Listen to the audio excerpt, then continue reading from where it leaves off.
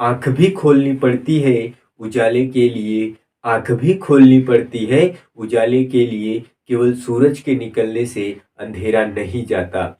Hi friends, मैं हूँ सुभाष चंद्र, आपको YouTube channel Subhash math talk पे स्वागत है। आज हम आपको एसएससी सीएचएसएल प्रैक्टिस बैच कराएंगे। ये वीडियो अंत तक जरूर देखना। यदि अच्छा लगे तो लाइक शेयर सब्सक्राइब जरूर करिएगा।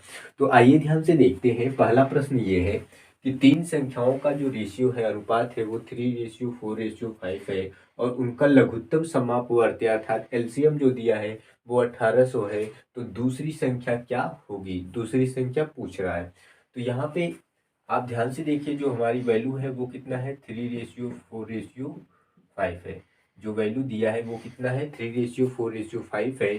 तो कह रहा है एलसीएम कितना दिया है? 1800 दिया है। तो इन तीनों का एलसीएम कितना होगा? 3 चौको 12 पंजे कितना होता है? 60 होता है। और 60 की वैल्यू जो दिया है, ये मैंने 3 चौक 12 पंजे 60 ये क्या लिया? एलसीएम लिया। तो एलसीएम यहाँ पे जो एलसीएम 60 है, इसकी वैल्यू कितना है? 1800 है। तो हमने क्या किया है? 0 से 0 काट दिया। 6 × 6, 6×3 = 18, बाकी 0। एक की वैल्यू कितना आ गई? 30 आ गई। अब यहाँ पे क्या कह रहा है कि दूसरी संख्या क्या होगी? तो दूसरी संख्या 4 है। 4 में हम क्या करेंगे? 30 का गुणा कर देंगे। तो 4×3 कितना होता है? 12, अर्थात 120। हमारा जो आंसर रहा वो क्या रहा? ऑप्शन नंबर बी सही रहा। हमारा नेक्स्ट क्वेश्चन क्या कह रहा है? दी गई आकृति में पी क्यू आर एक त्रिभुज है। पी क्यू आर एक क्या है? ट्रायंगल है, जिसमें कोण पी रेशियो कोण क्यू रेशियो कोण आर 3:2:1 है। कह रहा है और पी आर जो आपका है, पी आर आर एस के क्या है? अभिलंब है। तो कोण टी आर एस का मान क्या होगा? पहला है 30, दूसरा 60, तीसरा 50, चौथा है 45। तो वहां पे हम ध्यान से देखेंगे, कोण P ratio angle Q ratio angle R का जो वैल्यू दिया है वो कितना दिया है? 3:2:1। तो आप हमें ये बताइए कि ये जो 3:2:1 जो दिया है, ये क्या दिया है? इन तीनों की वैल्यू दिया है। अर्थात अब यदि हम इन तीनों को जोड़ेंगे, 3 2 5 और 1 6, 6 की वैल्यू कितना? 180 अंश। अब आप कहोगे 180 अंश कहाँ से? क्योंकि त्रिभुज के तीनों कोणों का जो योग होता है वो कितना है? 180 अंश। ये जो तीनों जो दिया है वो क्या दिया? तीनों कोण दिया है। तो तीनों कोण की वैल्यू ये दिया है। तो यदि हम जोड़ लेंगे 3 2 5 1 6, 6 की वैल्यू 180 अंश। 180 अंश कहाँ से? क्योंकि त्रिभुज के तीनों कोणों का योग 180 अंश होता है। तो 6 × 6 और 6×3 कितना? 18। एक की वैल्यू कितना? 30। तो यदि हम इसमें 30 का गुणा करेंगे तो 30×3 कितना हो जाएगा? 90 हो जाएगा। यदि हम इसमें 30 का गुणा करेंगे तो 30 गुना कितना हो जाएगा? 60 हो जाएगा। और यदि हम इसमें 30 का गुणा करेंगे तो 30 एक कम कितना हो जाएगा? 30 ही रहेगा। तो अर्थात एंगल जो पी का मान है वो कितना है? 90 है। तो यहाँ पे इसकी वैल्यू कितना है? 90 है। एंगल क्यू का जो मान है वो कितना है? 60 है। तो एंगल क्यू का मान कितना हो गया? 60 हो गया। और एंगल आर का जो मान है वो कितना है? 30 है। तो एंगल आर का जो मान है वो 30 है। तो यदि आप ध्यान से देखें, 9 6 15, 15×3 कितना होता है? 18, अर्थात एक त्रिभुज के तीनों कोणों का जो योग होता है वो कितना हो गया? 180 अंश। लेकिन रुकिए, बात यहीं पे नहीं बनती। अभी क्या कह रहा है? कह रहा है कि पी आर आर एस के जो है अभिलंब है। तो जब ये अभिलंब है तो ये कितने अंश का कोण बनेगा? ये 90 अंश का कोण बनेगा। जब ये अभिलंब है तो ये कितने अंश का कोण बनेगा? 90 अंश का कोण बन गया। अब आप हमें ये बताइए, क्वेश्चन में क्या कह रहा है? तो एंगल टी आर एस का मान क्या होगा? टी आर एस अर्थात यहाँ की वैल्यू पूछ रहा है। तो आप हमें ये बताइए, एक सीधी रेखा पे जो एंगल बनता है वो कितने अंश का कोण बनता है? एक सीधी रेखा पे जो कोण बनता है वो कितने का बनता है? 180 अंश का। आप हमें ये बताइए, जब ये वाली वैल्यू कितना रहा? 90 रहा। और ये वाली वैल्यू कितना रहा? 30 रहा। और पूरे टोटली कितने बनते हैं? 180 अंश बनते हैं। तो 9 3 कितना हुआ? 12 हुआ। यदि हम इन दोनों को जोड़ें तो 90 + 30 कितना हुआ? 12 हुआ। यहाँ की वैल्यू हमें डिसाइड करना है। माना हम यक्स और ये बराबर कितना? 180 अंश। तो 9 3 कितना? 12 + x बराबर 180 अंश। अब ये उधर जाएगा तो x बराबर कितना हो जाएगा? 180 - 120। तो x की वैल्यू कितना आई? 60 आई। तो कहने का तात्पर्य ये रहा, यदि ये हमारा 90 है, ये 30 है, तो 120 हुआ, तो कितना और जोड़ दूं कि 180 हो जाएगा, 60 जोड़ दूं तो 180। देखिए एक सीधी रेखा पर जो बना एंगल होता है वो कितने अंश का होता है, 180 अंश। 9 3 12 6 कितना हुआ, 18। तो ये वाली जो एंगल आई हमारा कितना आया, 60 आया। तो हमारा आंसर कौन सही रहा, बी सही रहा। क्वेश्चन क्या कह रहा है, पी क्यू से 3 गुना तेज कार्य कर सकता है। स्वतंत्र रूप से कार्य करते हुए क्यू किसी कार्य को 24 दिन में पूरा कर सकता है। पी और क्यू एक साथ मिलकर उसी कार्य को कितने दिन में पूरा कर सकते हैं। पहला है 8 दिन, दूसरा है 6, तीसरा है 4, चौथा है 5।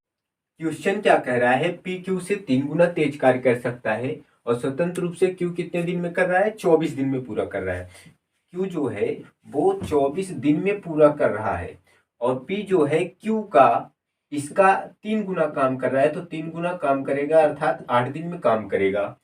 अब 24 और 8 का जो एलसीएम होगा वो कितना होगा, 24 ही होगा। और 24 से सिंप्लीफाई करेंगे एक बार, 8 से सिंप्लीफाई करेंगे 3 बार। अब क्वेश्चन क्या कह रहा है, पी और क्यू एक साथ मिलकर उसी कार्य को कार्य करें तो कितने दिन में पूरा करेंगे। तो एक साथ मतलब हम इनको जोड़ देंगे तो हो जाएगा 24 और 3 और 1 कितना 4, तो 4 6 24 अर्थात 6 दिन में ये कार्य को पूरा कर लेंगे। तो हमारा जो आंसर रहा वो कितना रहा, ऑप्शन नंबर बी सही रहा। हमारा नेक्स्ट क्वेश्चन क्या कह रहा है, यदि a प्लस बी इक्वल 8 और a plus A square B plus B square A equal 128 है तो a cube plus B cube की वैल्यू क्या होगी। पहला ऑप्शन है 152, दूसरा है 344, तीसरा है 96, चौथा है 224।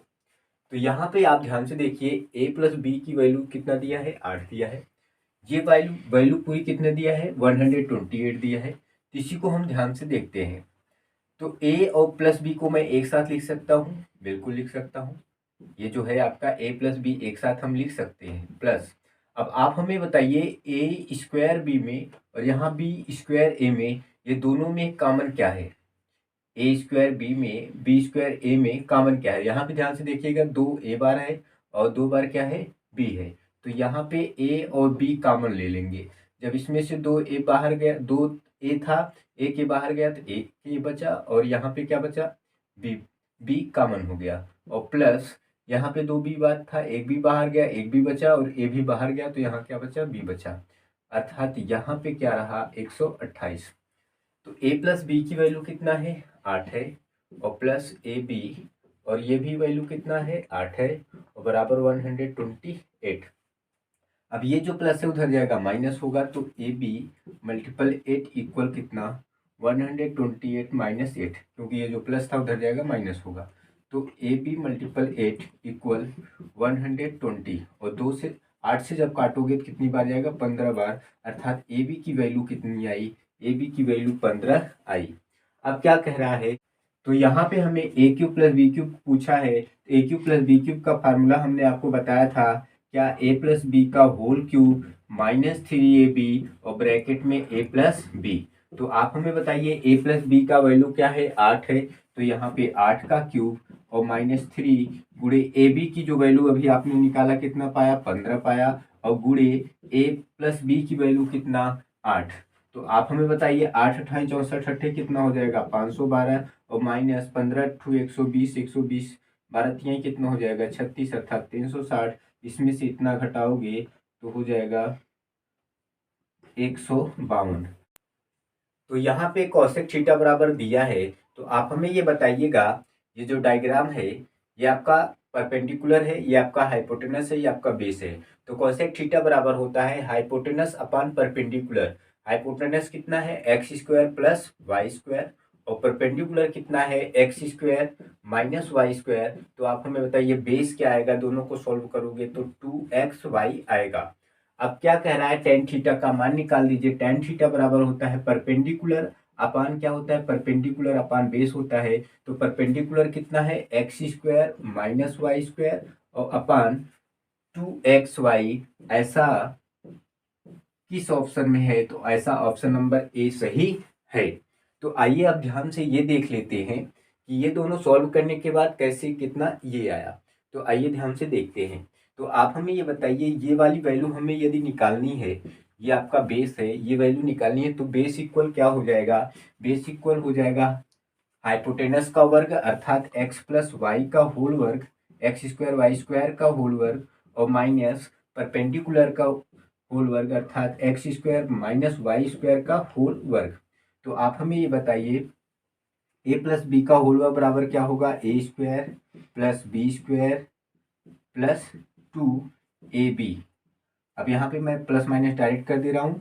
ए माइनस बी का होल स्क्वायर बराबर ए स्क्वायर प्लस बी स्क्वायर अर्थात माइनस हो जाएगा ए स्क्वायर प्लस बी स्क्वायर, और माइनस 2ab तो माइनस माइनस प्लस हो जाएगा 2x स्क्वायर वाई स्क्वायर। तो यहाँ पे ध्यान से देखो, ये कट गया, तो दो दो कितना हो जाएगा? दो दो कितना हो जाएगा? दो दो आपका हो जाएगा 4x स्क्वायर वाई स्क्वायर। यदि आप इसे रूट से हटाओगे तो आपका हो जाएगा ये 2 और ये XY, अर्थात यहाँ पे जो आया वो क्या आया? 2XY। तो सेम ऐसे मैंने tan थीटा को वैल्यू रख के यहाँ पे कर दिया। हमारा जो आंसर रहा वो ऑप्शन नंबर ए सही